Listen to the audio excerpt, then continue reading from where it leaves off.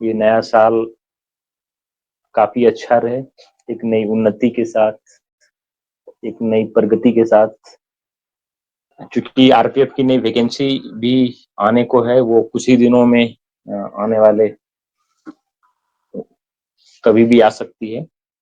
तो जो आरपीएफ के बल सदस्य हैं उसके लिए भी एक अच्छा मौका है, इसलिए कि यदि कोई भी जो मैक्सिमम एज होता है 25 साल का होता है इसमें, चाहे कांस्टेबल के लिए या सब इंस्पेक्टर के लिए 25 ईयर्स का एज रहता है।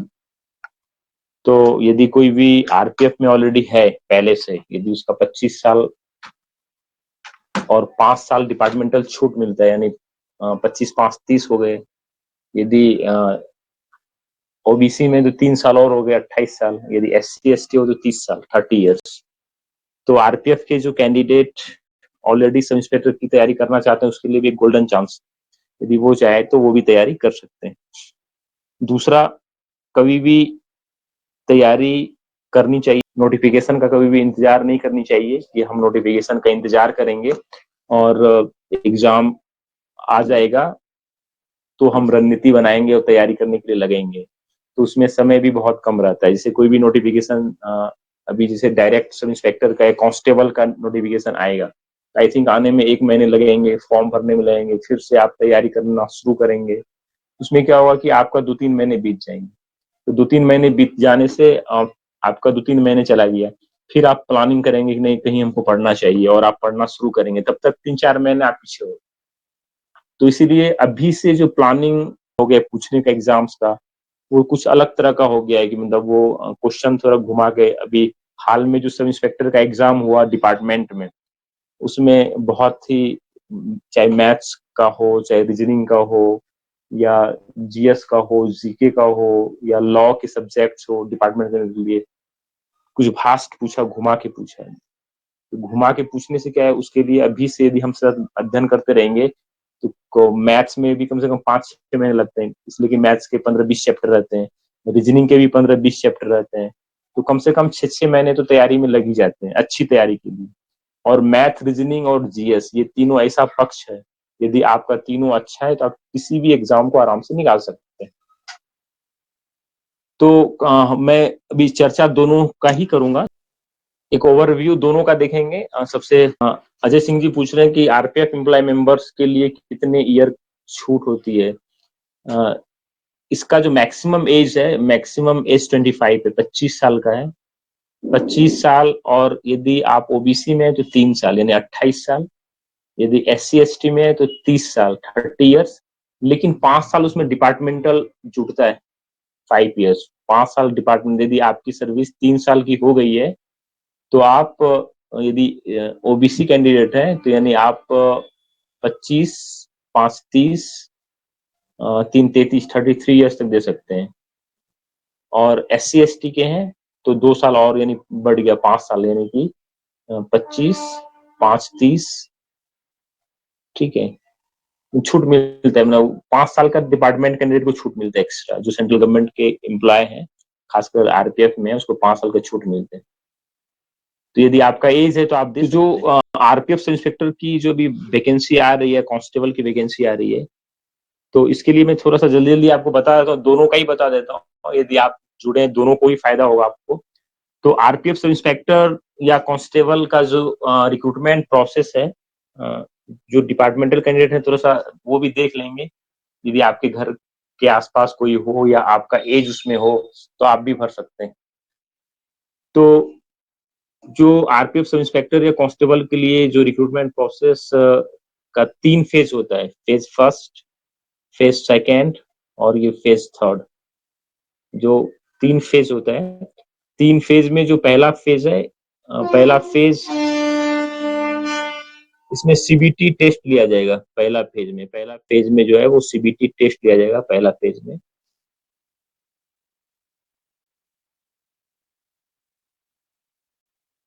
सीबीटी टेस्ट यानी कि, कहने का मतलब मेरा ये है कि जो मैक्सिमम एज होता है आरपीएफ एसआई का या कांस्टेबल जो भी भरता है, 25 साल तक होता है। 25 साल के बाद नहीं भर सकता है। लेकिन यदि आप सरकारी जॉब में है तो 5 साल की छूट और मिलती है। 5 साल की छूट। यदि आप ओबीसी में तो 3 साल और ऐड हो गया, यानी 5 3 8 साल हो गया, यानी 25 में 8 जोड़ लीजिए, यानी 25 5 30 3 33, 33 ईयर्स तक आप दे सकते हैं। और यदि SC ST में है तो 5 साल वो हो गया और 5 साल वो।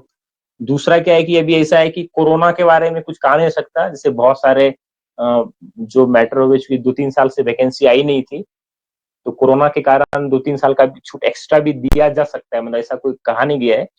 कुछ कुछ जो दूसरे दूसरे एग्जाम हो रहे हैं तो उसमें लोगों ने ऑब्जेक्शन किया कि हमारा एज ज्यादा हो गया, उसमें कुछ कोर्ट के ऑर्डर्स, मतलब कि उसमें कुछ 2-3 साल और बढ़ा, इसलिए वो हो सकता है।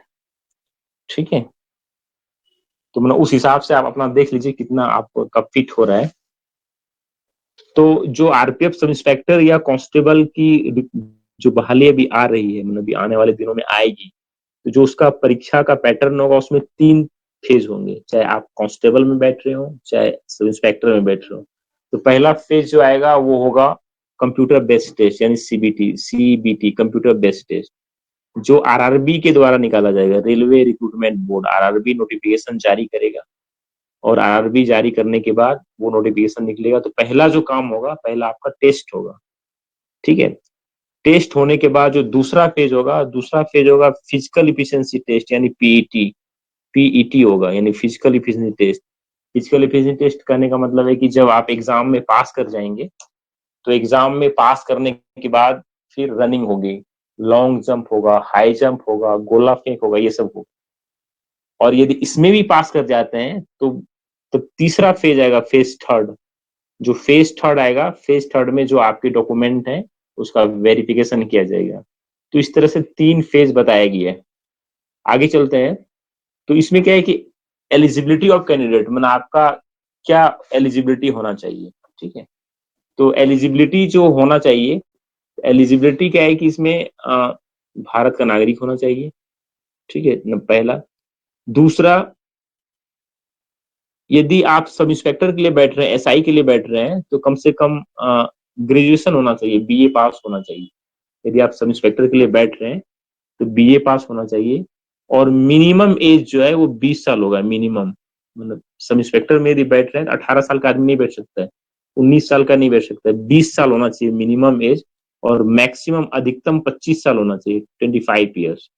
और जो भारत सरकार की तरफ से छूट है वो अलग छूट है, अलग छूट मतलब जैसे SC ST को 5 साल, ओबीसी को 3 साल, वो अलग छूट। और यदि सेंट्रल गवर्नमेंट के कर्मचारी हैं, जैसे खासकर आरपीएफ के कर्मचारी हैं, तो उसको 5 साल और छूट मिलेगा, लेकिन नौकरी 3 साल होनी। ठीक है, यदि आप कांस्टेबल के लिए बैठ रहे हैं, कांस्टेबल के लिए, तो कांस्टेबल के लिए है कि 10वीं पास होना, 10th पास। ठीक है, 10th पास मतलब यदि कोई बोर्ड से 10th पास कर गए हैं और आपका मिनिमम एज 18 साल है, 18 ईयर्स, 18 साल के हो गए हैं, तो आप कांस्टेबल में बैठ सकते हैं। और जो मैक्सिमम एज है 25 साल है, और ये भी उसी तरह से। तो आई थिंक सब इंस्पेक्टर और कांस्टेबल के लिए यदि आप बैठ रहे हैं तो ठीक है।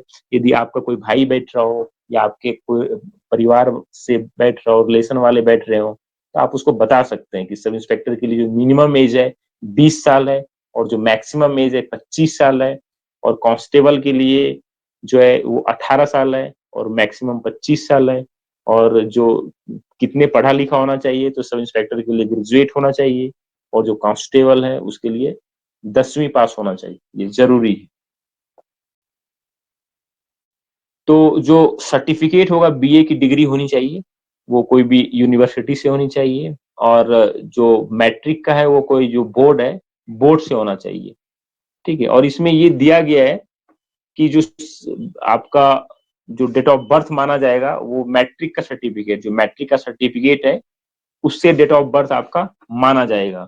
और उसमें ये दिया गया है कि यदि नोटिफिकेशन जनवरी से जून के बीच में निकलेगा, जैसे मान लिया अभी जनवरी आ गई, और जनवरी से लेके जून तक में यदि नोटिफिकेशन आता है, तो जो एज माना जाएगा वो माना जाएगा 1 जुलाई से काउंट करेगा, 1 जुलाई। तो एज रिलैक्सेशन में इसमें दिया गया कि जो SC ST है उसके लिए 5 साल, मतलब उसके लिए 5 ईयर्स, SC ST के लिए 5 साल। देखिए जैसे पहला कॉलम में SC ST के लिए 5 साल। दूसरा जो दिया गया, दूसरा में ओबीसी, ओबीसी के लिए 3 ईयर्स, 3 साल ओबीसी के लिए। ठीक है, अब देखिए इसमें तीसरा नंबर में आगे ये भी दिया गया है कि यदि जो यूनियन टेरिटरी जो जम्मू कश्मीर का है, लद्दाख का है ना, तो उस सबको जो है अनरिजर्व और ईडब्ल्यूएस को 5 साल, ओबीसी को 8 साल, एससी एसटी को 10 साल, इस तरह का दिया गया है। और इसमें ये भी दिया गया, अगला जो पॉइंट दिया गया, चौथा नंबर पॉइंट जो दिया गया, चौथे नंबर पॉइंट में ये दिया गया है कि only for post of sub inspector central government employ other than ex serviceman, मतलब एक्स सर्विसमैन को छोड़ के, who have rendered not less than 3 years of regular service, 3 साल से कम सर्विस नहीं होना चाहिए। ठीक है, तो उसके लिए क्या है कि जो अनरिजर्व कैंडिडेट है उसको 5 साल की छूट है, ओबीसी को 8 साल की छूट है, और एससी एसटी को 10 साल की छूट है। ठीक है, तो ये हो गया ना, जो अजय सिंह जी आप जो बात कर रहे थे ना, इसमें देखिए दिया है ना, ओबीसी के लिए 8 साल है ना, और एससी एसटी के लिए 10 साल, और यूआर के लिए 5 साल। ठीक है, मतलब ये छूट है। यानी कि कहने का मतलब है कि जो 25 साल का मैक्सिमम एज है, यदि आप ओबीसी में आते हैं 25 5 3 3 33 33 ईयर्स तक आप दे सकते हैं। यदि एससी एसटी में आते हैं तो आप 35 साल तक दे सकते हैं। जो सबसे इंपॉर्टेंट है, दूसरा यदि जो हम भरते हैं तो भरने में फिजिकल मेजरमेंट भी इंपॉर्टेंट होता है कि फिजिकल फिट कितना होना चाहिए। तो फिजिकल कितना होना चाहिए, जो जनरल कैंडिडेट है या ओबीसी, दोनों को एक मान लिया गया, जनरल ओबीसी को, ये दोनों को एक मान लिया गया है। यदि आप पुरुष हैं तो आपकी हाइट 165 होनी चाहिए, 165। ठीक है, 165 सेंटीमीटर यदि आप हैं तो 165 सेंटीमीटर है, तो आपका जो है मतलब वो हाइट, मतलब ये जो आज की क्लास है, यदि आप आरपीएफ के भी कैंडिडेट हों, यदि आप सब इंस्पेक्टर बनना चाहते हैं तो आपके लिए बहुत इंपॉर्टेंट। ठीक है, ठीक है, 1 जुलाई, जो अभी जुलाई आएगा ना, जुलाई से गणना की जाएगी, जुलाई में होना उतना साल। ठीक है, क्योंकि नोटिफिकेशन तो अभी आएगा, अभी आने वाले 1-2 महीने में नोटिफिकेशन आएगा। तो 25 से 91 की है तो एज निकालना पड़ेगा आपका। 25 6 90 91 यदि आपका है तो मान लिए कि अभी नोटिफिकेशन निकलता है तो आपका माना जाएगा 1 जुलाई, जुलाई मतलब 7, 1/7 जो नोटिफिकेशन आएगा, नोटिफिकेशन 1 जुलाई को मान लिए अभी नोटिफिकेशन आ गया। ठीक है, आप आरपीएफ में मैं बता रहा हूँ आपको, तो 33 ईयर्स आपका हो गया ना, 33 ईयर्स हो जाएगा। तो 33 ईयर्स जनरल में तो 25 साल का वो हो गया, और 5 साल का 30 साल, 30 साल तक दे सकते हैं। लेकिन अभी क्या है, बीच में कोरोना आया था, है ना। हाँ, ओबीसी के लिए 8 साल दिया गया, ओबीसी के लिए है आपकी एज है ना, जैसे अभी वैकेंसी मान लिया अभी आएगी, तो वैकेंसी आने से वो क्या हो जाएगा कि 1 जुलाई से मांगेगा, तो 1 जुलाई से मांगेगा तो 1 जुलाई को आपका 33 ईयर्स हो रहा है। में एग्जाम हो रहा है, उसमें मैथ्स भी है, रीजनिंग भी है, जीएस भी है, लॉ भी है, प्रोफेशनल सब्जेक्ट भी है, और डायरेक्ट एसआई में जो बैठना है उसमें मैथ्स है, रीजनिंग है, जीएस है, बस 3 ही चीज और कुछ नहीं। फिजिकल मेजरमेंट का भी लेके जो अनरिजर्व्ड या ओबीसी है उसके लिए मेल का 165 होना, 165 सेंटीमीटर हाइट, जो भी पुरुष हैं ये लड़के हैं, और जो फीमेल है उसका 157 हाइट होना, 157 हाइट होना, और जो ऑलरेडी डिपार्टमेंट में है तो डिपार्टमेंट में तो वो है ही। ठीक है, और जो चेस्ट है वो 80, और यदि सांस फुला के 85, ये पुरुषों के लिए। ठीक है, और एससी एसटी के लिए जो हाइट है वो मेल का 160 सेंटीमीटर और फीमेल का 152 सेंटीमीटर, और जो बिना फुलाए सीना 76.2, और एक्सपेंड करके 81.2। अजय सिंह, आप भी आरपीएफ में, यदि आपका एज आ रहा हो, अच्छा आपकी 87 एज है, 87, 1/12 87, 1 मिनट अजय सिंह जी, आपका जैसे 1/12 1987 है, तो ये माना जाएगा 1 जुलाई 2024 से। मान ली यदि वैकेंसी अभी आती है 2-3 महीने में, 4 महीने में, 5 महीने में, 2-3 महीने में भी आएगी, तो जो आपकी एज हो जाएगी, मैं बता रहा हूँ 1 मिनट, ये 24 में इधर से गया तो 1 साल, 36 साल 7 महीने, 36 ईयर 7 मंथ। तो यानी जनरल का 25 साल, और ओबीसी में 8 साल की छूट मिलेगी, तो 25 8 आपका हो जाएगा 33 साल। आपका भी वही है, मतलब जो सबका जो कोरोना 2-3 साल मार दिया ना, तो उससे एज थोड़ा जा रहा है। ठीक है, मतलब आपका भी 33 ईयर्स ही है। मतलब जो जिस डेट से 36 साल आपका है, 36 साल है तो, लेकिन आपका ओबीसी है तो 33 साल तक होना चाहिए। लेकिन जो कोरोना है, कोरोना के कारण यदि कोरोना का ग्रेस पीरियड मिलता है 3 साल का, है ना, तो फिर आप आ जाएंगे। इसीलिए लास्ट मौका है आपको भी। डिपार्टमेंटल तो है ही, कोई बात नहीं है, इसमें भी आपको करना चाहिए। हाँ, दीपक कुमार सिंह जी, गुड इवनिंग। तो जो फिजिकल मेजरमेंट की बात हम कर रहे थे अभी तक, हमने जो चर्चा करी हमने ये कि जो आपका एग्जाम होगा, एक बार मैं रिव्यू कर देता हूँ। जो आपका एग्जाम होगा, एग्जाम 3 फेज में होगा। पहला फेज होगा सीबीटी, कंप्यूटर बेस्ड टेस्ट। दूसरा जो होगा, यदि आप परीक्षा में पास कर जाते हैं तो दूसरा जो है वो होगा आपका फिजिकल टेस्ट। और तीसरा जो होगा, यदि उसमें भी पास कर जाते हैं तो आपका डॉक्यूमेंट वेरिफिकेशन होगा। ये भी हमने चर्चा करी। एज का भी हमने चर्चा किया कि जो सब इंस्पेक्टर के लिए है, मिनिमम 20 साल, मैक्सिमम 25 साल।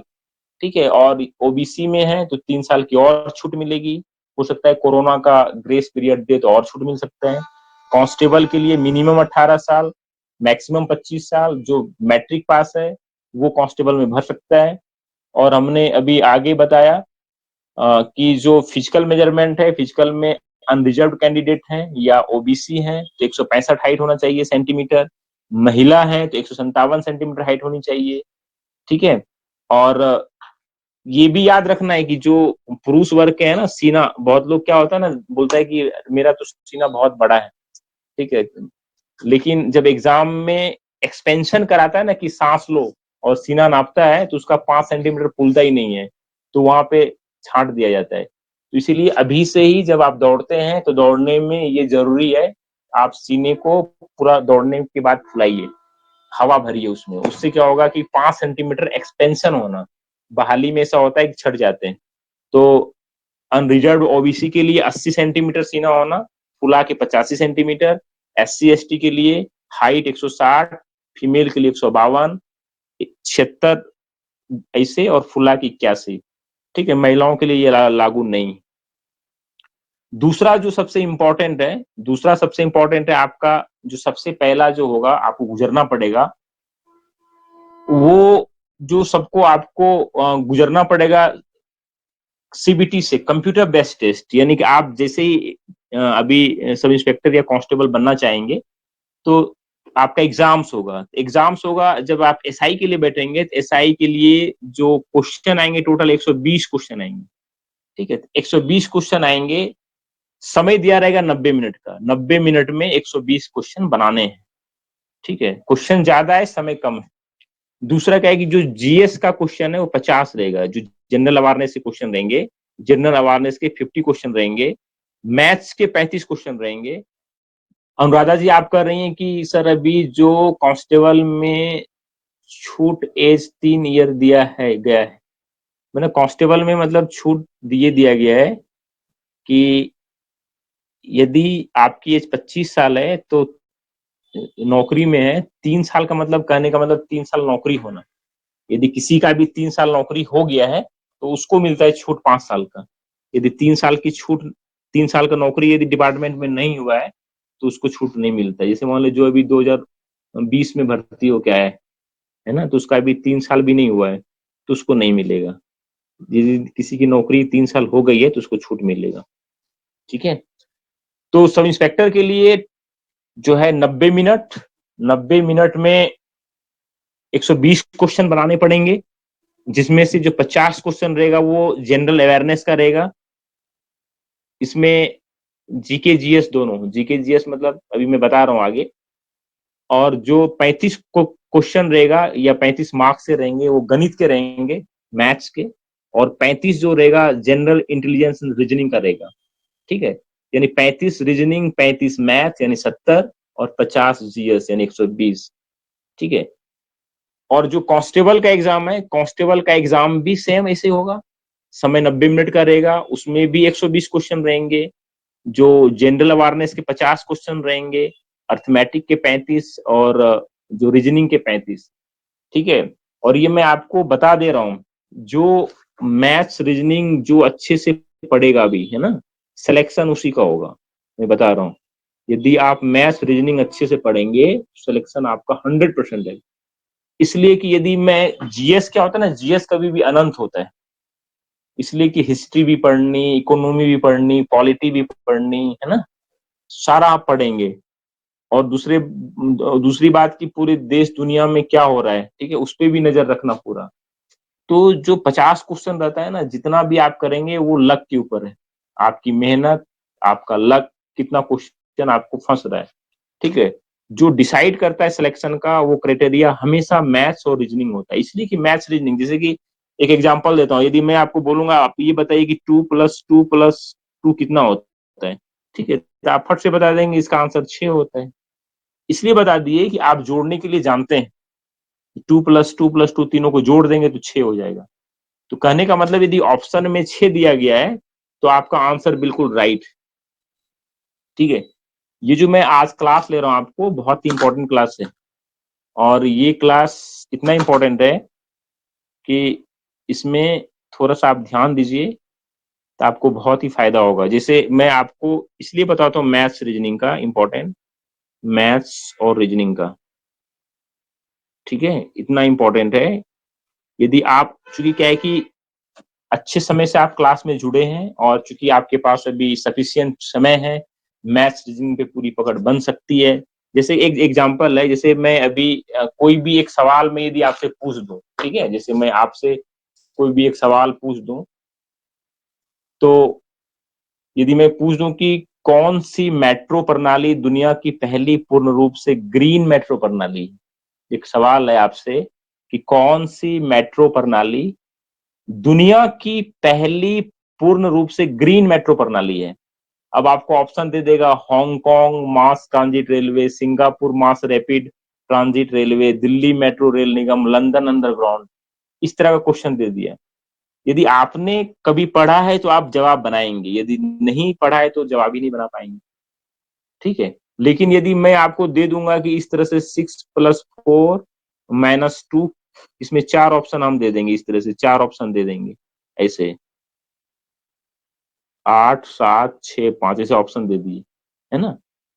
तो आप क्या करेंगे, देखेंगे अरे 6 4 को पहले जोड़ना होता है तो 6 4 10 हो गया, 10 में 2 घटाना होता है तो 8 हो गया, तो 8 आंसर सही है ना। देखिए, आपने जैसे ही किया आपका 8 आंसर आ गया। इसका कहने का मतलब ये है कि आपने यदि मैथ्स को सीखा, रीजनिंग को सीखा, तो जो मैथ्स के 35 क्वेश्चन हैं, जो रीजनिंग के 35 क्वेश्चन है, ये 70 क्वेश्चन आप बना देंगे। और यदि आप 70 क्वेश्चन बना दिए, ठीक है, और जीएस में जो बना बना, ठीक है, तो आपका सिलेक्शन 100% हो गया। और आरपीएफ एक ऐसा एग्जाम है कि आरपीएफ में दूसरा एग्जाम नहीं होता, एक ही बार एग्जाम होता है। जैसे बिहार में दरोगा का एग्जाम देंगे तो आपको 2 एग्जाम देना पड़ेगा, पहले प्री, दूसरा मेंस, फिर दौड़ होता है। लेकिन आरपीएफ में सिर्फ एक ही एग्जाम है, पहला एग्जाम निकल गया, डेट मीन्स पास हो गए, यानी कि फिर दौड़ ही करना है, दूसरे एग्जाम का प्रॉब्लम नहीं, ठीक है। और जो डिपार्टमेंटल एग्जाम देंगे, डिपार्टमेंटल एग्जाम के लिए भी, डिपार्टमेंटल एग्जाम के लिए भी कितना इंपॉर्टेंट है ये मैं आपको बता रहा हूँ। जो डिपार्टमेंटल कैंडिडेट हैं, जैसे मान लिए कि 80 नंबर का आपका एग्जाम होता है डिपार्टमेंटल कैंडिडेट का, जो डिपार्टमेंट में, जो अभी डिपार्टमेंट में एएसआई के लिए या सब इंस्पेक्टर के लिए बैठेंगे, ये डायरेक्ट वाले के लिए नहीं, जो मैं बता रहा हूँ ये डायरेक्ट वाले के लिए नहीं है। अभी जो हमने बताया वो डायरेक्ट के लिए था, थोड़ा सा डिपार्टमेंटल के लिए, डायरेक्ट वाले उसको बाद में काम आएगा जो भर। तो एएसआई सेमेस्टर मान लिया 80 क्वेश्चन है, सपोज मैथ 10 नंबर का है, उसमें रीजनिंग 10 नंबर का है ना, और जीएस जो है वो 10 नंबर का है। अब किसी भी इंसान का यदि 20 नंबर का नहीं बना, ठीक है, तो वो तो ऐसे ही 20, 80 में 20 ऐसे ही गायब है, यानी उसका 60 ही बना, ठीक है। और जब आपका 60 बना, और 60 में भी हो सकता है कि 10 आपका मैन गलत हो जाए लॉ में, तो आपका तो नंबर 50 ही आ रहा है, तो फिर कैसे सिलेक्शन होगा, है ना।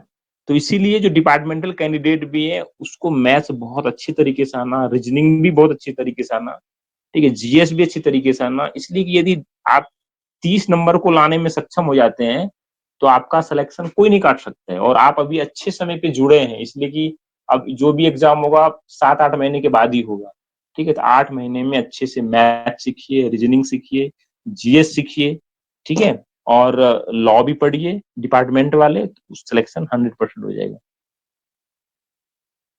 तो अगला जो हम चलते हैं कि जो सीबीटी टेस्ट होगा आपका, तो सीबीटी टेस्ट में जो सबसे पहला जीएस का है, जीएस या करंट अफेयर्स का, ठीक है, जीएस या करंट अफेयर्स का जो क्लास में उसमें टॉपिक दिया गया है। कभी भी यदि डिपार्टमेंट किसी को सब इंस्पेक्टर बनाता है या कांस्टेबल में भर्ती करते हैं, है ना, या डिपार्टमेंट वाले सब इंस्पेक्टर बनता है, तो मतलब वो ये सोचता है कि जिसको भी हम सिलेक्ट कर रहे हैं सब इंस्पेक्टर में या कांस्टेबल में, है ना, वो ऐसा ना हो कि चुपचाप सोया रहता हो, देश दुनिया से उसको कुछ खबर ना लगता हो, न्यूज नहीं देखता हो, न्यूज़पेपर ना पढ़ता हो, है ना, पूरा हमारे देश में क्या हो रहा है उसके बारे में ना जानता हो, देश दुनिया में क्या हो रहा है उसके बारे में नहीं जानता हो। ठीक है, तो इसीलिए वो क्या करता है कि टेस्ट लेता है जनरल अवेयरनेस का। जनरल अवेयरनेस करने का मतलब ये हो गया कि मतलब आपके चारों ओर क्या हो रहा है, जैसे कि मतलब मान ले कि आप अब इंडिया में रह रहे हैं, तो पूरे भारत में क्या हो रहा है, G20 हो रही है ना, G20 अभी हुआ, ठीक है, आईपीएल खेला जा रहा है, 2020 वर्ल्ड कप खेला जा रहा है ना, मेन वर्ल्ड कप है, ओलंपिक है, गेम्स है ना, रक्षा का हो रहा है काम, पर्यावरण के बारे में काम हो रहा है ना, ट्रेनें नई नई चल रही है। ठीक है, तो मतलब जो डिपार्टमेंट ये सोचता है कि हम जिसको भर्ती कर रहे हैं उसको नॉलेज हो, हर चीज का नॉलेज हो, मतलब आपको अवेयर रहना पड़ेगा कि सोसाइटी में, पूरे देश में या वर्ल्ड में हो क्या रहा है, ये इंपॉर्टेंट है। क्या स्पोर्ट्स हो रहे हैं, ठीक है, कहीं सुनामी आ रही है ना, कहीं आपदाएं आ रही है, कहीं भूकंप हो रहा है, कहीं ट्रेन एक्सीडेंट हो रहा है, ठीक है, कुछ रक्षा सौदे किए जा रहे हैं, ठीक है, तो मतलब कहीं बाढ़ आ रही है, कहीं हम अच्छे से कोई त्योहार को सेलिब्रेट कर रहे हैं, है ना, स्पोर्ट्स खेले जा रहे हैं, तो हर चीज में आपको क्या करना पड़ेगा, क्लासेस में जो पढ़ाई होगी तो होगी जीएस का, आपको रोज कम से कम जो अच्छा न्यूज चैनल है जिसमें से न्यूज देता है, क्योंकि क्या है कि अभी जो आप देंगे एग्जाम, तो एग्जाम जो देंगे वो एग्जाम आपका होगा कम से कम, मान ली नोटिफिकेशन निकला 2 महीने में, है ना, फॉर्म भराया, 1-2 महीने का समय लगा, तो परीक्षा जब भी होगा कम से कम 5-6 महीने के बाद ही होगा। तो जो 5-6 महीने का अभी का समय है, तो 5-6 महीने ये आप आदत में बना लीजिए कि एक न्यूज आप देखिए टीवी में, या आजकल तो मोबाइल आ गई है, मोबाइल में भी एक न्यूज देखिए, मोबाइल में, कि मतलब पूरा आपको उससे पता चलेगा। अब अभी से रेगुलर आप न्यूज देखेंगे तो न्यूज से आपको पता चलेगा, आपको हमेशा याद होते रहेगा, अच्छा हाँ ये फेस्टिवल यहाँ हुआ था, हाँ प्रधानमंत्री हमारा इस देश में गया था, अच्छा ये एक विमान खरीद के लाया था, या अभी चंद्रयान गया, या सूरज पे हमने कुछ भेजा, है ना, तो इस तरह से क्या है आपको ये पता चलेगा। ठीक है, दूसरा जो मेन, जैसे हिस्ट्री है ना, जैसे अपना इंडियन हिस्ट्री है, इंडियन हिस्ट्री दिया गया है, जो आपका ये सिलेबस है, ये जो सिलेबस है आपका सिलेबस है ये, अभी डायरेक्टिव 65 आया है, आरपीएफ में डायरेक्टिव 65 आया है, उस डायरेक्टिव 65 में ये बताया गया है कि जो वैकेंसी 2000 कांस्टेबल की है ना, और उसके बाद एसआई की 250, मतलब ये अभी खाली है, मतलब इतना भर्ती होगा, तो उसी में जो डायरेक्टिव 65 रेलवे बोर्ड अभी निकाला है पिछले सप्ताह में, उसमें ये दिया है कि 2000 वैकेंसी के बारे में, मतलब है हमारे पास खाली 2000, और ये 250 सब इंस्पेक्टर का। ठीक है, तो जो, और इसमें इसमें ही सिलेबस ये दिया है, सिलेबस में ये बताया गया है कि आपको इंडियन हिस्ट्री से पूछा जाएगा, आर्ट एंड कल्चर, जो आर्ट एंड कल्चर है, संस्कृति, है ना, आर्ट एंड कल्चर से पूछा जाएगा, कुछ ज्योग्राफी से क्वेश्चन आएंगे, कुछ इकोनॉमिक्स से क्वेश्चन आएंगे, कुछ जनरल पॉलिटी से क्वेश्चन आएंगे, कुछ संविधान से क्वेश्चन आएंगे, इंडियन कॉन्स्टिट्यूशन से आएंगे, कुछ स्पोर्ट्स से आएंगे, कुछ जनरल साइंस से आएंगे। ये जो मैं सिलेबस आपको बता रहा हूँ स्क्रीन पे, ये सिलेबस डायरेक्ट सब इंस्पेक्टर के लिए भी है, कांस्टेबल के लिए भी है, जो डिपार्टमेंटल कैंडिडेट है डिपार्टमेंटल कैंडिडेट जो सब इंस्पेक्टर या एएसआई में बैठेंगे उसके लिए भी सेम है, अलग नहीं है, एक ही सिलेबस है। कि हमने मिलाया जो एएसआई का, सब इंस्पेक्टर का, जो डिपार्टमेंटल वाले हैं, जो डायरेक्ट वाले आ रहे हैं, दोनों का मैंने सिलेबस मैच किया, सेम सिलेबस है। ठीक है, तो सेम सिलेबस है, यानी कि एक तो करंट अफेयर्स हो गया पहला, कोई न्यूज पढ़िए न्यूज़पेपर, दूसरा न्यूज देखिए, तीसरा यूट्यूब से भी आप देख सकते हैं, जैसे कहीं से अच्छा चैनल आपको मिलता है तो आप देख सकते हैं। ठीक है, तो उससे करंट अफेयर्स आपका अच्छा हो जाएगा। दूसरा, इंडियन हिस्ट्री पढ़ाई जाएगी, आर्ट एंड कल्चर पढ़ना है, भारतीय संस्कृति, इतिहास, भारतीय संस्कृति, ज्योग्राफी यानी भूगोल पढ़ने पड़ेंगे, इकोनॉमिक्स यानी अर्थशास्त्र पढ़ने पड़ेंगे, जनरल पॉलिटी मतलब जो आपका राजनीति है ना, उसके बारे में पढ़ना पड़ेगा, इंडियन पॉलिटी, ठीक, भारतीय राज व्यवस्था बोलते हैं उसको, इंडियन कॉन्स्टिट्यूशन संविधान के बारे में पढ़ने पड़ेंगे, स्पोर्ट्स यानी खेल कूद के बारे में पढ़ने पड़ेंगे, जनरल साइंस मतलब साइंस के बारे में पढ़ने पड़ेंगे। ये सब जीएस का टर्म है और इससे 50 क्वेश्चन आएंगे, 50 क्वेश्चन जीएस के अंदर, 50 क्वेश्चन। जो अगला है, अगला अर्थमेटिक है। अर्थमेटिक मतलब गणित, जो आपको गणित है ये वेरी इंपॉर्टेंट है, मैथ्स जिसको बोलते हैं। ठीक है, जो मैथ से क्वेश्चन आएंगे, इससे क्वेश्चन पूछे जाएंगे 35 सवाल पूछे जाएंगे। तो इसमें जो दिया गया है, ये इसमें दिया गया है, ये डायरेक्ट सब इंस्पेक्टर के लिए भी वही सिलेबस है, कांस्टेबल के लिए भी वही है। ठीक है, एग्जाम में सिर्फ क्या होता है कि लेवल थोड़ा सा, जैसे कांस्टेबल का एग्जाम आएगा थोड़ा सा हल्का क्वेश्चन पूछेगा, चैप्टर वही रहेगा, थोड़ा हल्का पूछ देगा, और सब इंस्पेक्टर में थोड़ा भास्ट पूछता है। और उसी तरह से जो आप एएसआई का देंगे, एएसआई और सब इंस्पेक्टर का देंगे, तो एएसआई में थोड़ा सा हल्का 72 में, जो सब इंस्पेक्टर देगा 72 वाला, उसमें थोड़ा सा उसी को क्वेश्चन को और घुमा देगा। ठीक है, इस बार का लड़के लोग बता रहे थे क्वेश्चन बहुत भारी पूछा, लेकिन जब मैंने देखा बहुत इजी था। मैंने सैनिक स्कूल में जो 6 क्लास का लड़का पढ़ता है वैसे ही मैथ सब दिया था इसमें एग्जाम में जो आया था अभी, जो 4 तारीख को सब इंस्पेक्टर का एग्जाम हुआ डिपार्टमेंटल। लड़के लोग बोल रहे थे कि बहुत घुमा के पूछा, लेकिन मैंने देखा तो सैनिक स्कूल का जो एग्जाम में क्वेश्चन आता है 6 क्लास में, उसी लेवल का है पूरा। लेकिन क्या है कि आरपीएफ में किसी ने बनाया नहीं, इसलिए कि उन्होंने ठीक से मैथ्स रीजनिंग को पढ़ा नहीं, इसीलिए लग रहा है भारी, टाइम टेकन लग रहा है, इजी था। तो इसमें जो मैथ के क्वेश्चन पूछेंगे, मैथ के क्वेश्चन में दिया नंबर सिस्टम, जो नंबर सिस्टम है, नंबर सिस्टम से दिया गया है, नंबर सिस्टम। दूसरा चैप्टर है होल नंबर से। ठीक है, डेसिमल एंड फ्रैक्शन, दशमलव भिन्न जो होती है ना, उससे सवाल आएंगे। अगला दिया गया रिलेशनशिप बिटवीन नंबर्स, दो नंबरों के बीच में क्या संबंध, उससे। फंडामेंटल अर्थमेटिक ऑपरेशन, ठीक है, परसेंटेज से, प्रतिशतता जिसको बोलते हैं। रेशियो एंड प्रोपोर्शन, अनुपात समानुपात। एवरेज औसत, इंटरेस्ट, ठीक है, ब्याज जिसको बोलते हैं, प्रॉफिट एंड लॉस, लाभ हानि, डिस्काउंट, बट्टा। फिर use of table and graph, है ना, उससे भी। मेंसुरेशन, ठीक है, जो क्षेत्रमिति होता है। टाइम एंड डिस्टेंस, ठीक है, समय और दूरी। रेशियो और प्रोपोर्शन। ये सब जो है सिलेबस है, सबका सिलेबस है, ये आपको इतने चैप्टर जो है मैथ्स में पढ़ने हैं। और ये जो चैप्टर है पढ़ाया जाएगा यहाँ पे, ठीक है, अच्छे से पढ़ाया जाएगा, जीरो लेवल से पढ़ाया जाएगा। यदि जीरो लेवल से पढ़ाया जाएगा तो आप ये मत सोचिए कि हमें क्यों धीरे धीरे पढ़ाया जा रहा है। आप जीरो से लेके टॉप तक जाएंगे। कभी भी हम यदि कुछ भी तैयारी करते हैं तो जीरो से लेके टॉप तक एक बार रिवीजन कर लेंगे और अच्छे से बनाएंगे, मतलब एक भी मैथ छूटना नहीं चाहिए। यदि 35 क्वेश्चन यदि एग्जाम में पूछ बना के आएंगे, 35 में 35 बना के आएंगे, ऐसा होना चाहिए। तुरंत सिलेक्शन, कोई नहीं काट सकता। बस 6 महीने की बात है। अगला जो है, अगला जनरल इंटेलिजेंस है। ठीक है, जनरल इंटेलिजेंस इन रीजनिंग। तो जनरल इंटेलिजेंस एंड रीजनिंग का जो सवाल है, इसमें भी 35 क्वेश्चन आएंगे और 35 मार्क्स के रहेंगे।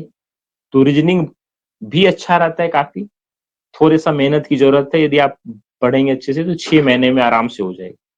ठीक है, तो इसमें जो दिया गया आपका टॉपिक, क्वेश्चन ऑन एनालॉजीज, ये जो मैं बता रहा हूँ डायरेक्ट एसआई के लिए, कांस्टेबल के लिए, डिपार्टमेंटल कैंडिडेट के लिए, सबके लिए सेम है। मैथ, रीजनिंग, जीएस, जीके बिल्कुल सेम है। ये नहीं कि अलग है, बिल्कुल नहीं है। और डीप पढ़ने की जरूरत है। डीप मतलब बहुत सारे लोग अभी डिपार्टमेंट में ही सिंपल सिंपल पढ़ते हैं कि इस धारा में ये, इस धारा में ये, ऐसा नहीं। या एग्जाम में जो डायरेक्ट एसआई या कांस्टेबल का एग्जाम देंगे वो भी सोचते हैं कि सिंपल सिंपल रट लेंगे, पूरा ल्यूसेंट से आ जाएगा, ऐसा नहीं है। आजकल जो क्वेश्चन पूछने का ढंग है वो बिल्कुल अलग हो गया है। आप रटेंगे बिल्कुल नहीं आए, वो आएगा। आप समझ क्या रहे हैं ये आएगा। ठीक है, समझना समझना इंपॉर्टेंट। ये एनालॉगीज से क्वेश्चन आएंगे, एनालॉगीज से, सिमिलरिटीज एंड डिफरेंसेस से। ठीक है, स्पेशल स्पेशल विजुअलाइजेशन से, स्पेशल ओरिएंटेशन से, प्रॉब्लम सॉल्विंग एनालिसिस से, जजमेंट से, डिसीजन मेकिंग से, visual memory, discriminating observation, relationship concept. ठीक है, arithmetical reasoning, verbal figure classification, arithmetic number series, non verbal series, coding decoding, statement conclusion, syllogistic reasoning, ये सब से आएंगे। ये सब जो अभी है ना, जो टीचर आपको पढ़ाएंगे, सब एक एक करके टॉपिक अलग अलग, जैसे कि आज का कोडिंग डिकोडिंग का है, आज का स्टेटमेंट का है, कंक्लूजन का है, सैलोजिस्टिक रीजनिंग का है, ठीक है, एनालॉगीज का है, सिमिलरिटी एंड डिफरेंस डिफरेंसेस का है, डिसीजन मेकिंग का है, जजमेंट का है। इस तरह कर करके आपको बताया जाएगा। और बताया जाएगा, आप भी जो पढ़ेंगे इसको, मैंने ये नहीं कि एक ही दिन में एक चैप्टर खत्म कर दिए, बिल्कुल नहीं। बेशक एक चैप्टर खत्म करने में 5 दिन लगे, कोई बात नहीं, लेकिन उस 5 दिन में एक चैप्टर पढ़ने में यदि आपको 5 दिन लगता है तो कोई बात नहीं, लेकिन उस 5 दिन में उस चैप्टर से एक भी सवाल छूटना नहीं चाहिए, चाहे वो क्वेश्चन छोटा हो, ठीक है, या घुमा के पूछ दे, कैसा भी हो, उस चैप्टर का एक भी सवाल छूटना नहीं चाहिए। मैं फिर से अगेन कहता हूँ आपको, मैथ्स 35, रीजनिंग 35, इस दोनों में 70 में 70 चाहिए, हर हाल में चाहिए 70। ठीक है, यदि आपने सोच लिया कि 70 में 70 मेरा आएगा, तो अगले साल मतलब इसी साल आपको सब इंस्पेक्टर बनने से, या कांस्टेबल बनने से, या डिपार्टमेंटल एसआई बनने से, या एएसआई बनने से दुनिया का कोई ताकत नहीं रोक। ठीक है, अगला जो इसमें दिया गया है कि यदि आप सही बनाते हैं तो आपको 1 नंबर मिलेंगे। यदि एक क्वेश्चन को आप यदि सही बनाते हैं तो आपको 1 नंबर मिलेंगे। यदि आपने गलत बनाया तो 1/3 नंबर काट लिए जाएंगे, 1/3 निगेटिव मार्किंग। ठीक है, यदि आप सही बनाएंगे तो आपको 1 मार्क्स मिलेंगे, यदि आपने गलत बना दिया तो 1/3 मार्क्स माइनस हुए। तो इसीलिए आप अभी से ही जब प्रैक्टिस करेंगे, प्रैक्टिस सेट बनाएंगे, क्योंकि यहाँ पे हर संडे को आपको प्रैक्टिस के लिए एक सेट दिया जाएगा, उसी तरह से जैसे एग्जाम में आता है, और वो क्वेश्चन जो दिया जाएगा उसी तरीके से बना के दिया जाएगा जो आप एक सप्ताह में पढ़े। बेशक आपने एक चैप्टर ही पढ़ा हो एक सप्ते में, तो उस एक चैप्टर से ही 35 सवाल दिए जाएंगे। यदि रीजनिंग आपने एक चैप्टर पढ़ा है तो उसी एक चैप्टर से ही 35 सवाल दिया जाएगा। दूसरे सप्ते में जैसे आपने 3 चैप्टर पढ़ लिया तो तीनों चैप्टर से मिला के दिए जाएंगे। एक महीने में यदि आपने 5 चैप्टर पढ़ लिया तो 5 चैप्टर से मिला के दिए जाएंगे। ठीक है, और वो जज किया जाएगा कि आप 35 में 35 नंबर ला रहे हैं या नहीं, मैथ्स में, रीजनिंग में भी 35 में 35 ला रहे हैं या नहीं। उस तरह से वीकली टेस्ट होगा। तो उसमें आप जो है माइनस मार्किंग बिल्कुल नहीं करिएगा। अभी से यदि माइनस मार्किंग नहीं करेंगे तो आपका अच्छा रहेगा, एक आदत लगानी चाहिए।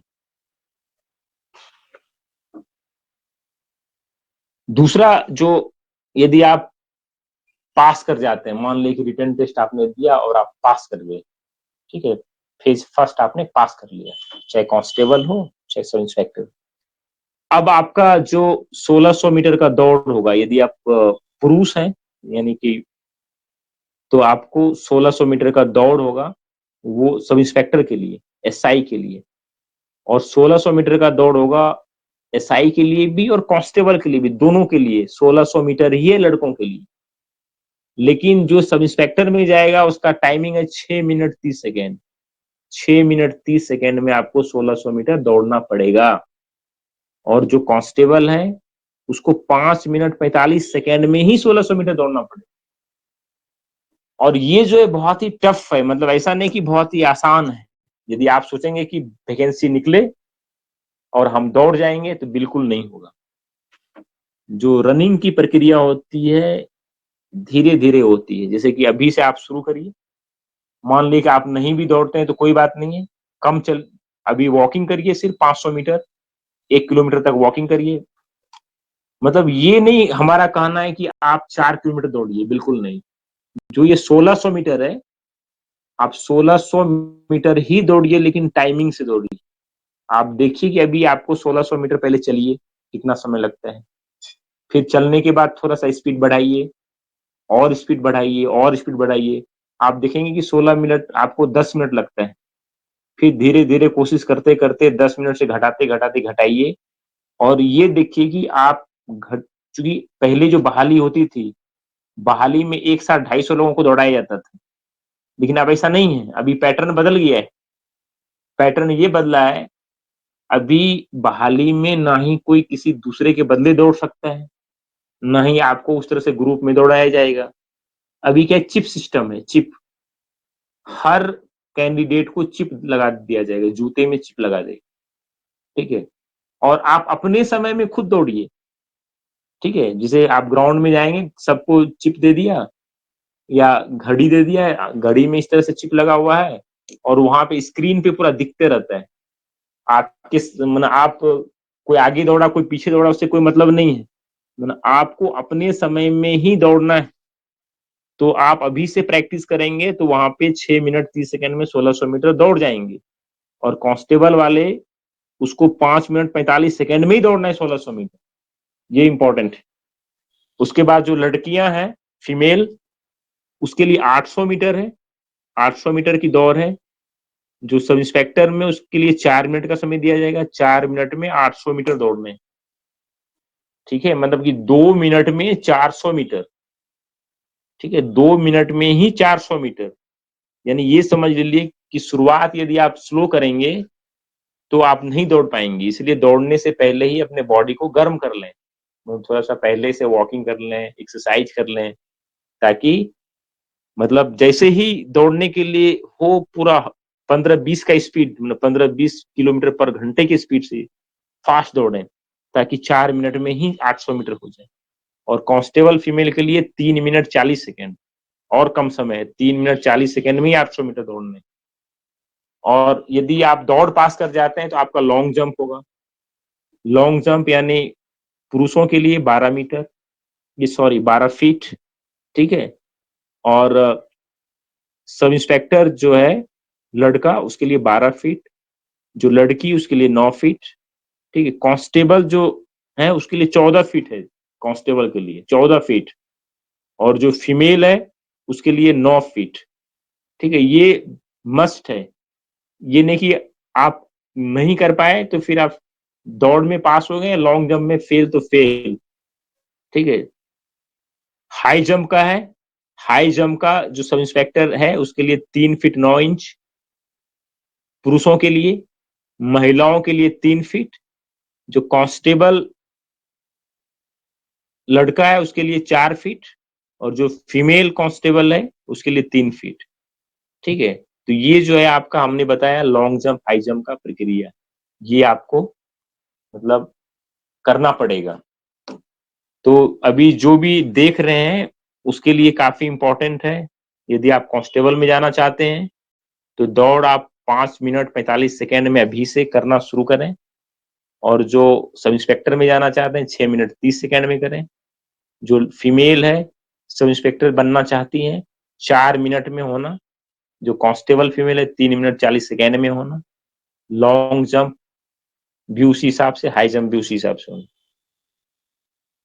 एक्स सर्विसमैन यदि कोई है कैंडिडेट तो एक्स सर्विसमैन को छूट है, उसके लिए फिजिकल फिट टेस्ट नहीं होगा, सिर्फ डायरेक्ट मेडिकल होगा, है ना। जब आप दोनों ही पास कर जाते हैं तो पास कर जाने के बाद जो अगला है फेज थर्ड होगा। फेज थर्ड में डॉक्यूमेंट वेरिफिकेशन, डॉक्यूमेंट वेरिफिकेशन होगा आपका। डॉक्यूमेंट वेरिफिकेशन में अभी से ही आप जो भारत सरकार वाला ओबीसी का है या आवासीय या क्रीमी लेयर का है ना, वो सब बनवा के रखेंगे, अभी से ही पहले से बनवा के रखिए, तो वो सब आपका काम आएगा। हमारी आवाज आ रही ना अब तक? एक बार कमेंट करके बताइए कि मैं आप तक पहुंच रहा हूं या नहीं। कमेंट करके बताइए।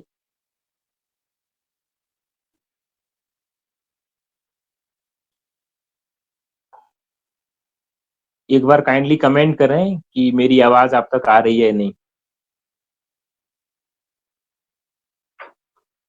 ओके, आ रही है। अब देखिए, अभी तक जितना हमने ये बताया,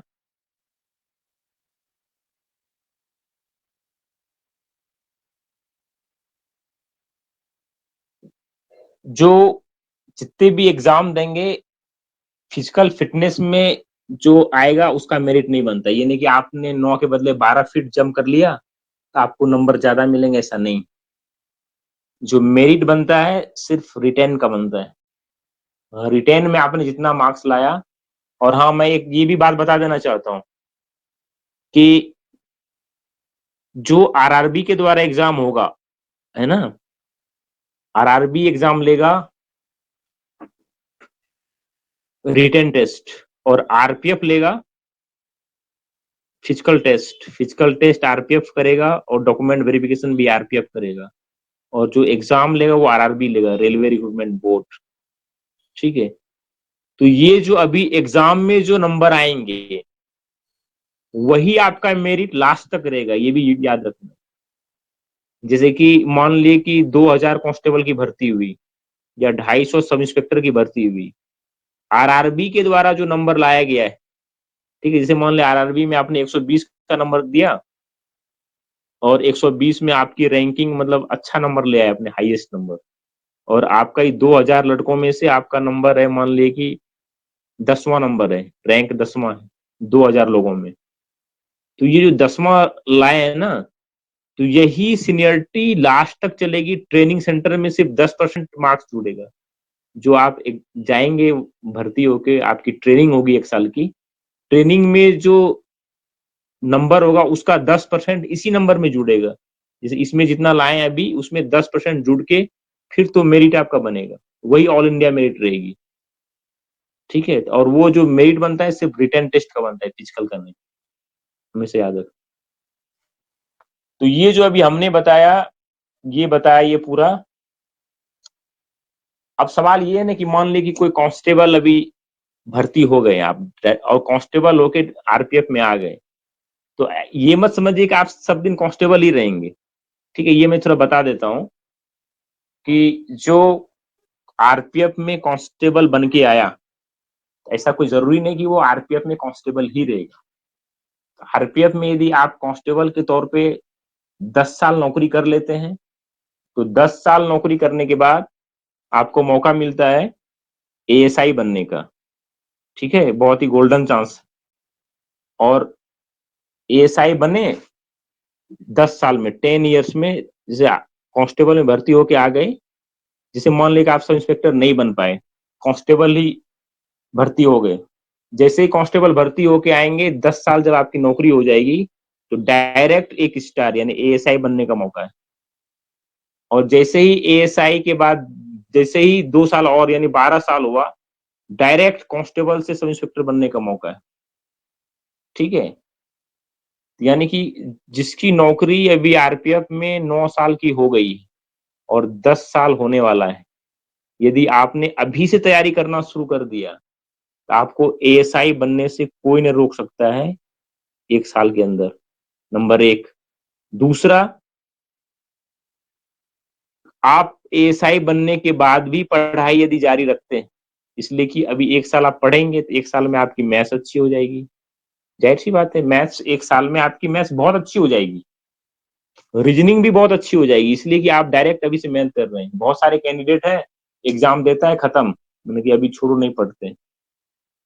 यदि आप अभी से पढ़ना शुरू कर दें कंटिन्यू, तो 1 साल, 7-8 महीने में, 1 साल में आपकी मैथ्स रीजनिंग अच्छी जरूर हो जाएगी। और दूसरा क्या है, वो आपको काम आएगा। आपके काम में क्या है, जैसे मान लो आपके बच्चे हैं, सपोज दैट, जो डिपार्टमेंट कैंडिडेट है, बच्चों को आप मैथ्स पढ़ाएंगे अच्छे से, रीजनिंग पढ़ाएंगे, तो आपके बच्चे घर में तेज होंगे, है ना। मैथ्स रीजनिंग में बच्चे से पढ़ाएंगे तो तेज होंगे। तो इसीलिए मैथ्स रीजनिंग बहुत जरूरी है, और 1 साल यदि आपने पढ़ा अच्छे से, एएसआई बने और कंटिन्यू रखा, तो सब इंस्पेक्टर बनने से कोई नहीं रुक सकता। ठीक है, तो उसके लिए क्या है कि उसके लिए जो अभी आप जुड़े हैं बहुत अच्छा है।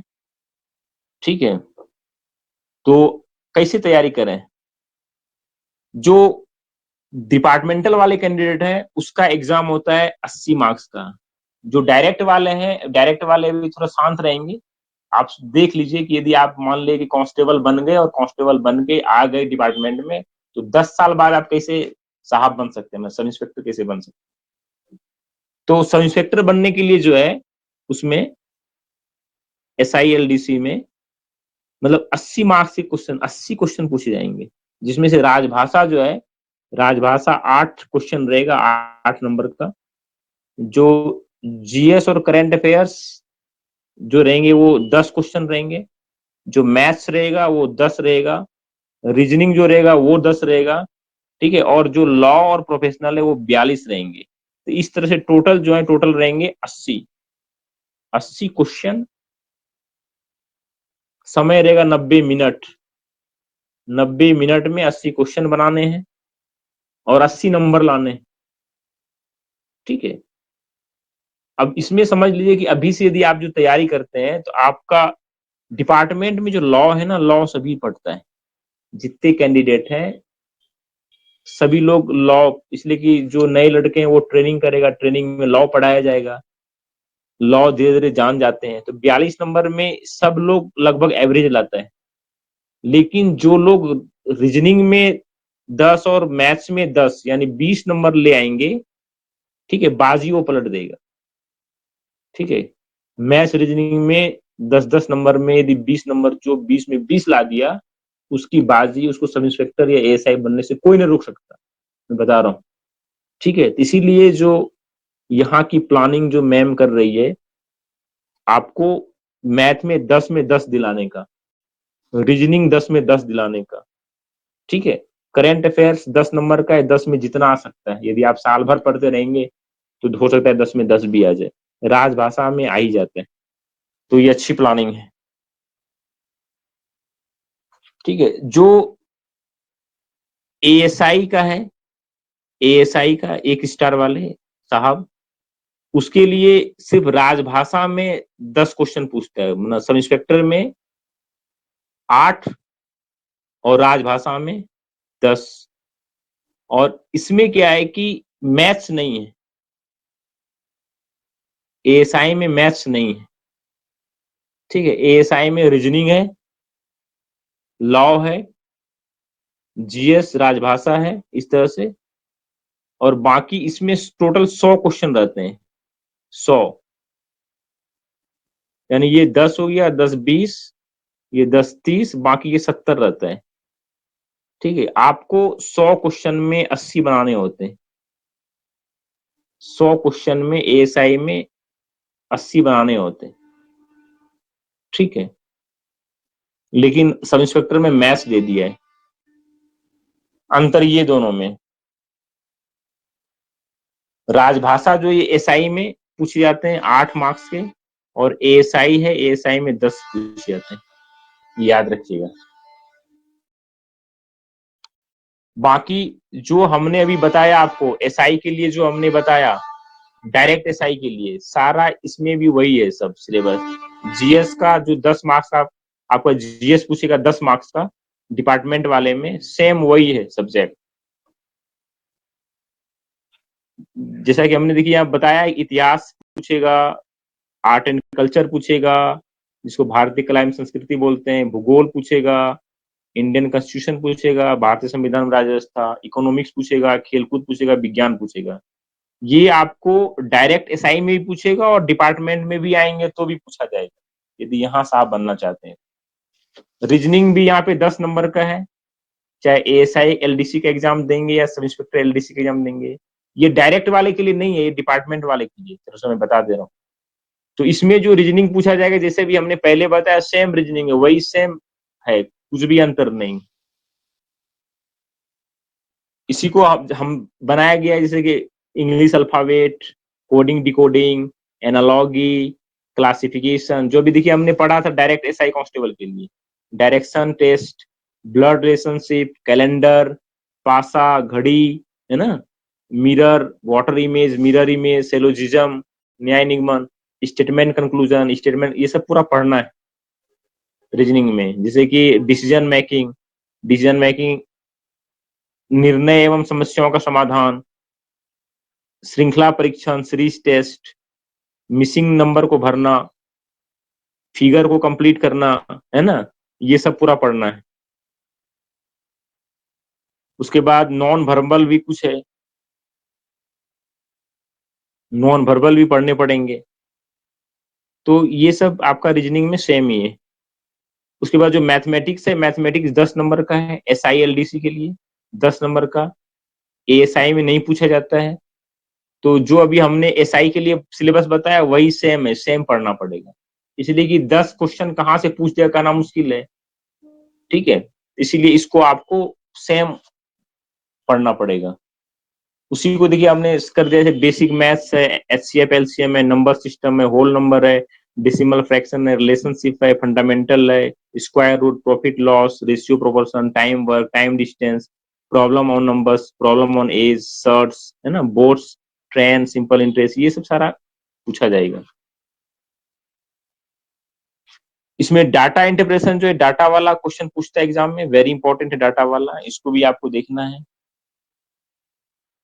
फिर उसके बाद जो डिपार्टमेंटल कैंडिडेट है उसके लिए लॉ पूछता है, लॉ, लॉ की क्लास, लॉ जो है, लॉ पूछा जाएगा आपको, जितने भी माइनर एक्ट हैं, जैसे करप्शन एक्ट हो गया, the prevention of corruption act, SC ST act, motor vehicle act, Indian constitution, explosive act, disaster management, arms act, है ना, सबको डीप पढ़ने की जरूरत है। RPUP act, railway act, RPF act, RPF rule, railway service conduct rule, ठीक है, manner of investigation of untoward incident rule, crime, working railway, psychology, standing orders, directive, disaster management, fire fighting, first aid, explosive, ठीक है, आरएसएमएस, ये सारे आपको पढ़ने हैं।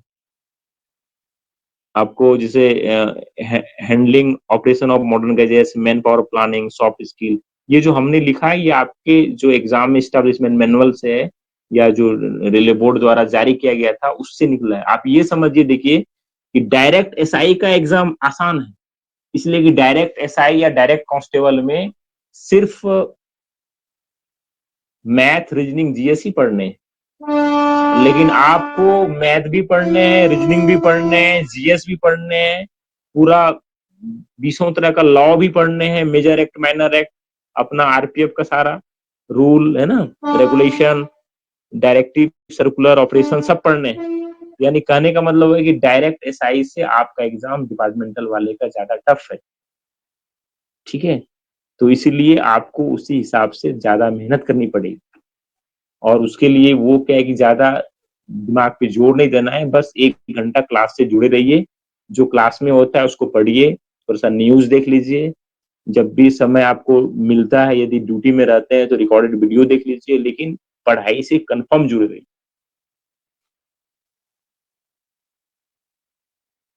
तैयारी के टिप्स यही है कि पढ़िए, जब सीबीटी टेस्ट संडे संडे को लिया जाएगा, है ना, तो उसको अच्छे से दीजिए, यदि आपको कुछ गूगल पे मिलता है तो उसको भी पढ़िए, कोई भी मटेरियल यदि आपको मार्केट में अवेलेबल है कोचिंग के अलावे तो वो भी पढ़िए, यूट्यूब से भी देख सकते हैं, ठीक है। तनाव बिल्कुल मत लीजिए, जब भी पढ़ने के लिए बैठिए तो 5 मिनट का ब्रेक दीजिए, 40-40 मिनट में ब्रेक दीजिए, पानी ज्यादा पीजिए, एक्सरसाइज कीजिए, वॉकिंग कीजिए, है ना, और परीक्षा की तैयारी है उसके लिए बाद में सीबीटी ऑनलाइन टेस्ट खूब बनाइए, चाहे डायरेक्ट एसआई वाले हों, चाहे कांस्टेबल का एग्जाम दे रहे हों, जो सीबीटी टेस्ट है, सीबीटी टेस्ट का मॉडल सेट पूरा बनाइए, तो बनाने से आपका बहुत ही आसान होगा। अब देखिए ये मैं बता रहा हूँ, जैसे एग्जाम में क्वेश्चन ये जो है 2019 का है, 2019 में जो लास्ट एसआई का एग्जाम हुआ था सब इंस्पेक्टर का, देखिए उस समय कैसा क्वेश्चन पूछता था। मैंने चूंकि इसको हिंदी में अगली बार से भी सब हिंदी में लाया जाएगा, आपको खाली एक एग्जांपल के लिए मैं लाया हूँ कि which of these is the largest island in the world. मैंने बोलता है कि इन चारों में से सबसे बड़ा बड़ा आइलैंड कौन सा है, द्वीप कौन सा है। मालद्वीप है, फिनलैंड है, ग्रीनलैंड है, सेल्स है। इस तरह का एग्जाम में क्वेश्चन पूछता है, ये ज्योग्राफी से रिलेटेड दे दिया कि which of these is the largest island in the world, मतलब कि विश्व का सबसे बड़ा आइलैंड है ना, जो सबसे बड़ा आइलैंड है वो आइलैंड कौन है। मतलब कंफ्यूजन मत करिए कि द्वीप है कि सागर है, ये आइलैंड है, इस तरह से कंफ्यूजन, आइलैंड, ठीक है, द्वीप ने आइलैंड। तो मालद्वीप है, फिनलैंड है, ग्रीनलैंड, इसमें देखिए आंसर ऑलरेडी दिया गया ग्रीनलैंड। तो इस तरह के क्वेश्चन एग्जाम में आते हैं। क्वेश्चन इस तरह के देखिए, जैसे स्पोर्ट्स ऐसा पिछले बार दिया था 2019 में स्वर्ण पेपर में, सुल्तान अजलान शाह कप, ये अजलान शाह कप है, ठीक है, वो किससे, किस खेल से संबंधित है, हॉकी से, गोल्फ से, रोविंग से, है ना, इस तरह से ऐसे एग्जाम में क्वेश्चन आता है। सिर्फ मैं क्वेश्चन का आपको पैटर्न बता रहा हूँ, ठीक है, क्वेश्चन का पैटर्न मैं बताना चाहता हूँ। देखिए इस तरह से क्वेश्चन, पॉलिटी से क्वेश्चन ऐसा आता है, the chairman of the Lok Sabha will have the send his resignation letter, ठीक है, जो लोकसभा का चेयरमैन होता है, लोकसभा का चेयरमैन, वो जो है अपना रेजिग्नेशन लेटर किसको भेजता है, त्याग पत्र किसको भेजता है, प्रधानमंत्री को भेजता है, राष्ट्रपति को भेजता है, डिप्टी स्पीकर लोकसभा का जो उसको भेजता है, कि मिनिस्ट्री ऑफ पार्लियामेंट अफेयर्स उसको भेजता है। इस तरह के क्वेश्चन पॉलिटी में आते हैं। क्वेश्चन का मैं सिर्फ पैटर्न बता रहा हूँ आपको, कैसा क्वेश्चन पूछता है। जैसे कुछ साइंस से, केमिस्ट्री से क्वेश्चन दे दिया है, what is the formula of baking soda, baking soda का फॉर्मूला क्या है। यदि आप बेकिंग सोडा का फॉर्मूला जानते हैं, केमिस्ट्री पढ़ा है, तो ये बन जाएगा।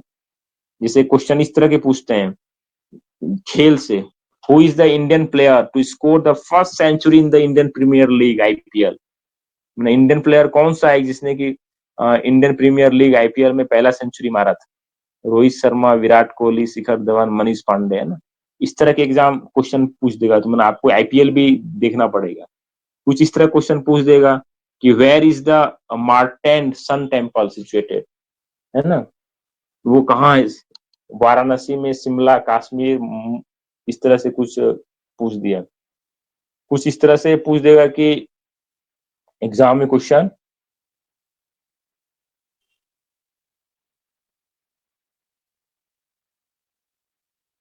What is the surname of Harbhajan Singh, Harbhajan Singh का सरनेम क्या है ऐसा भी क्वेश्चन एग्जाम में पूछता है। देख रहे हैं, तो इस तरह से भी क्वेश्चन आपको जानने पड़ेंगे। ये सब 2019 में सब इंस्पेक्टर का क्वेश्चन आया हुआ है। व्हेन वाज डांडी मार्च, जो गांधी जी ने डांडी मार्च चलाया था, वो कब हुआ था, डांडी मार्च, डांडी मार्च कब हुआ था, 40 में, 47 में, 30 में, 50 में, ये हिस्ट्री जानने पड़ेंगे क्वेश्चन। जैसे कुछ the process of loosening and folding the soil is called, ठीक है, कुछ मिट्टी के बारे में जानने पड़ेंगे। ये सब जो हमने आपको बता रहा है, ये सब क्वेश्चन जीएस का 50 क्वेश्चन ऐसे पूछता है। थोड़ा सा मैं क्वेश्चन मैथ्स का दिखाता हूँ आपको, मैथ्स से कैसा क्वेश्चन पूछता है। ये देखिए मैथ्स का क्वेश्चन, कुछ इस तरह के क्वेश्चन पूछते हैं मैथ्स के। देखिए आपकी स्क्रीन पे देखिए, ऐसे क्वेश्चन पूछेंगे मैथ्स के, मैथ्स के, रीजनिंग के, ठीक है। तो मैं आपको दिखाना चाहता हूँ कि मैथ्स रीजनिंग का कैसा क्वेश्चन पूछता है। In this question two statement, ये स्टेटमेंट वाला दे दिया है, two statement and two conclusion, statement conclusion दिया गया, ये कंक्लूजन स्टेटमेंट दिया गया, और आपको देख किस तरह से बनाने हैं, ऐसा क्वेश्चन पूछता है एसआई में, ठीक है, स्टेटमेंट कंक्लूजन वाले। इसका हिंदी में मैं लाऊंगा। देखिए ये सब क्वेश्चन एक ही एग्जाम का है ये सब। ये देखिए दूसरा क्वेश्चन है फिर स्टेटमेंट वाला, ठीक है। तो एसआई में या कांस्टेबल में ऐसा क्वेश्चन पूछ दे रहा है आजकल, इस तरह का। और आप जो का जो डिपार्टमेंटल एग्जाम है उसमें भी ऐसे क्वेश्चन पूछा जा रहा है।